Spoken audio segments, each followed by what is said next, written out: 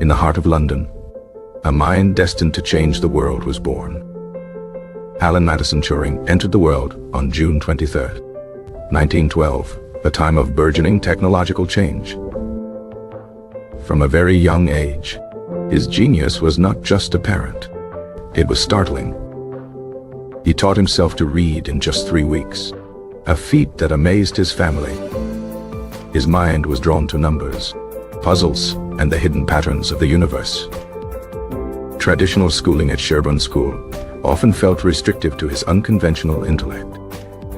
He found solace and intellectual companionship in his dear friend, Christopher Morcom. Together they explored the frontiers of science and mathematics, dreaming of future discoveries. Tragically, Christopher's sudden death from bovine tuberculosis left Alan heartbroken. His profound loss ignited in Turing a deep fascination with the nature of consciousness itself. He questioned whether a spirit, like Christopher's, could be preserved and exist within a machine. This philosophical quest would unknowingly set the stage for his life's greatest work. His exceptional abilities eventually led him to King's College, Cambridge. Here, surrounded by some of the greatest minds of his time, his own intellect flourished. He delved into quantum mechanics, logic, and number theory with unparalleled passion. The academic environment provided the freedom his mind had always craved. He was elected a fellow at King's College at the remarkably young age of 22. His fellowship was awarded on the strength of a dissertation on the central limit theorem. But a far greater intellectual challenge was already capturing his attention. It was a puzzle posed by the great mathematician David Hilbert, the Entscheidungsproblem. The decision problem asked if an algorithm existed that could determine the truth of any mathematical statement. While others sought to find such an algorithm, Turing approached it from a revolutionary angle. He imagined a machine, a theoretical device, to explore the very limits of computation. This became known as the Universal Computing Machine, or simply, the Turing machine. It was a simple concept, a machine that could read, write, and erase symbols on an infinite tape. Yet, its implications were profound, forming the theoretical basis for every modern computer. In his 1936 paper, On Computable Numbers, he laid out this entire vision. He proved that his universal machine could simulate the logic of any other computing machine. He also proved that a definitive, universal algorithm for the Entscheidungsproblem was impossible. This work was a landmark achievement in mathematical logic and the foundation of computer science. To further his studies, he crossed the Atlantic to study at Princeton University. There, he worked under the brilliant logician Alonzo Church, who had independently reached similar conclusions. Turing's Ph.D. dissertation explored the concept of relative computability. He was offered a comfortable academic position at Princeton. However, the looming shadow of war in Europe called him back to Britain. His unique skills in logic and computation were about to be tested in the most critical way imaginable. The theoretical world of abstract machines was about to collide with the harsh reality of global conflict. Turing reported to Bletchley Park, the epicenter of British code-breaking efforts. His life, and the course of modern history, would never be the same. The game had changed from a theoretical puzzle to a race against time. At Bletchley Park, Turing faced his greatest adversary, the German Enigma machine. The Enigma was an electromechanical rotor cipher device used for encrypting secret communications.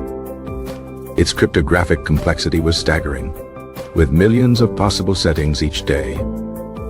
Breaking the code was considered by many to be an impossible task.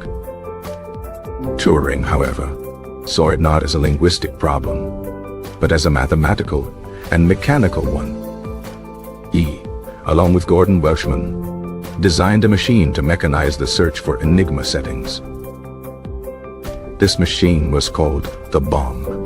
a device of whirring drums and clicking relays. Each bomb was a complex electromechanical computer, simulating the action of dozens of enigmas at once. The sound of the bombs was a constant, rhythmic clatter, the heartbeat of Bletchley Park. Turing's insights into statistical analysis were crucial to making the bomb effective. He led Hut 8, the section responsible for deciphering German naval enigma traffic. This was particularly vital, as U-boat wolf packs were devastating Allied shipping in the Atlantic. The intelligence from Hut 8, codenamed Ultra, was instrumental in turning the tide of the Battle of the Atlantic. Historians estimate that Turing's work shortened the war by several years, saving millions of lives.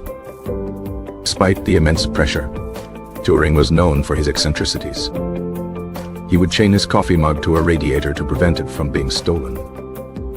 The work was top secret, its existence known only to a select few. The heroes of Bletchley Park would not be able to speak of their achievements for decades. As the war ended, Turing's mind was already moving to the next great challenge. He envisioned a world where the machines that helped win the war could be used for so much more. The war had proven the power of computation on a massive scale. Now, he wanted to build a machine that could not just calculate, but think. He was about to lay the philosophical foundations for the field of artificial intelligence. His focus shifted from breaking codes to creating intelligence. The next chapter of his life would be dedicated to the electronic brain. After the war, Turing joined the National Physical Laboratory in London. There, he designed the automatic computing engine, ACE, one of the first designs for a stored program computer. His vision for the ACE was ambitious, powerful, and far ahead of its time. However, frustrating delays and institutional inertia slowed the project to a crawl. Seeking a more dynamic environment, he moved to the University of Manchester in 1948. At Manchester, he had access to the Baby, a prototype of the Manchester Mark I computer. Here, in a practical, hands-on environment, his ideas about machine intelligence began to crystallize. This led to his most influential philosophical paper, Computing Machinery and Intelligence, published in 1950. The paper began not with an answer, but with a provocative question. Can machines think?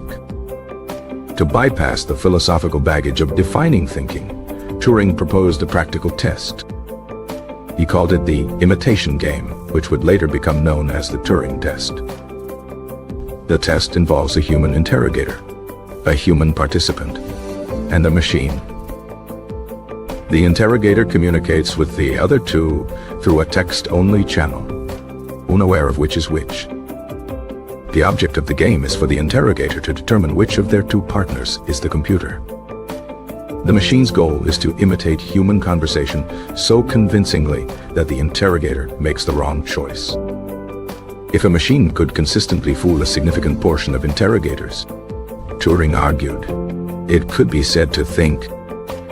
This elegant thought experiment provided a tangible, measurable goal for the nascent field of AI. The paper was revolutionary, anticipating debates that would dominate computer science for the rest of the century. Turing also discussed concepts like machine learning, envisioning machines that could learn from experience.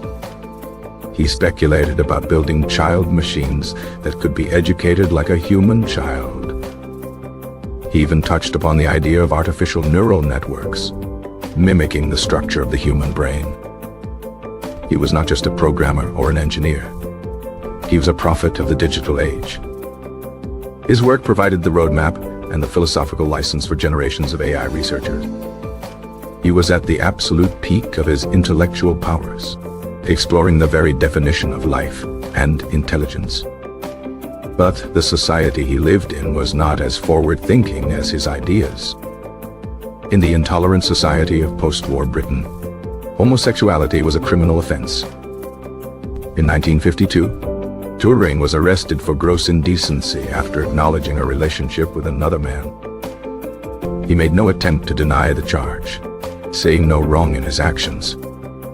Faced with a choice between prison and chemical castration, he chose the latter to continue his work. The treatment involved injections of synthetic estrogen, which had profound physical and psychological effects.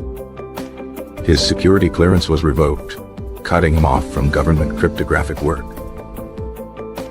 He was barred from traveling to the United States, a hub of computer research.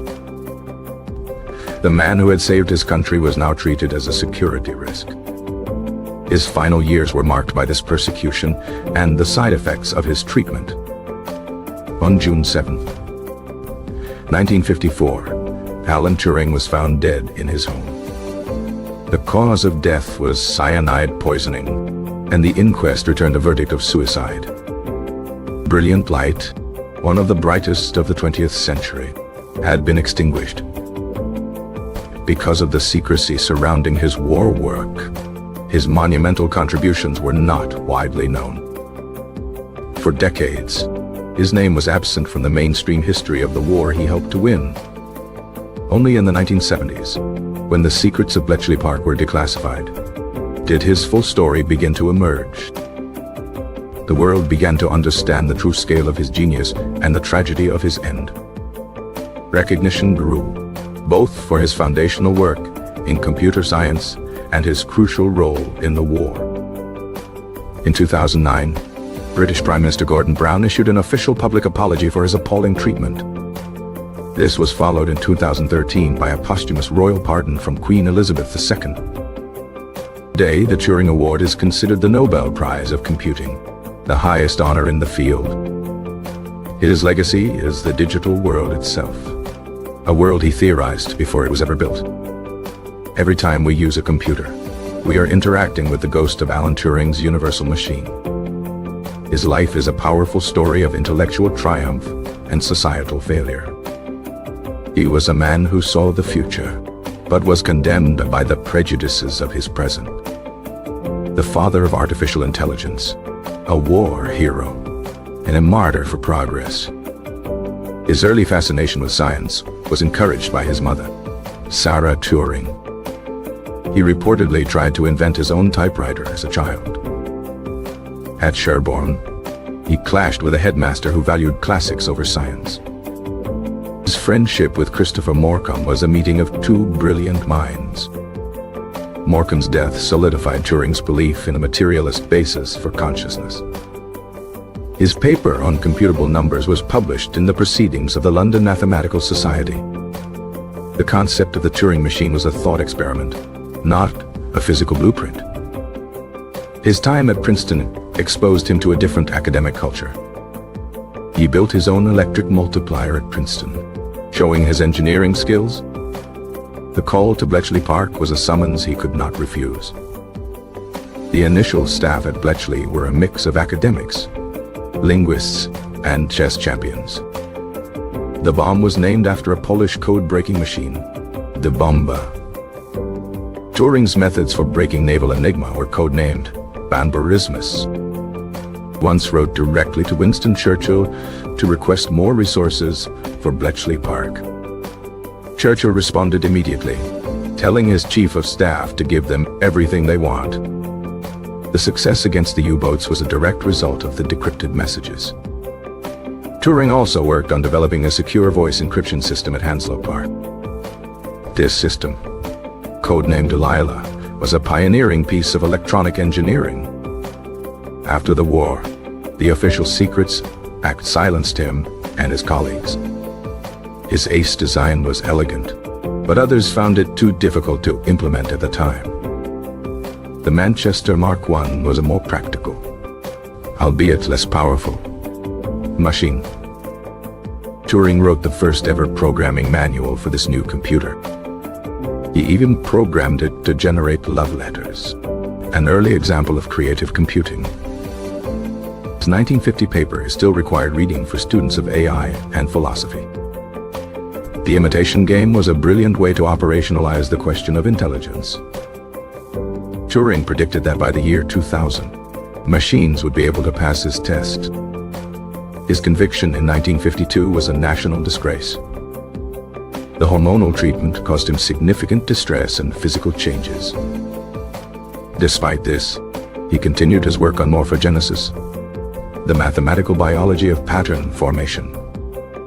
His death remains a subject of debate, with some questioning the suicide verdict. The apple found by his bed was never tested for cyanide. His mother, Zara, always maintained that his death was an accident.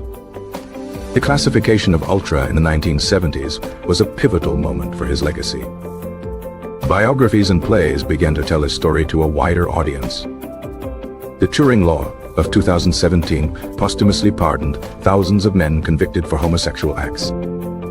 He now appears on the UK's £50 sterling note, a mainstream symbol of national pride. His work on morphogenesis is now seen as foundational in theoretical biology. AI and machine learning, the fields he pioneered, are now transforming our world. The questions he asked in 1950 are more relevant today than ever before. Alan Turing's story is a timeless reminder of the price of genius and the cost of prejudice.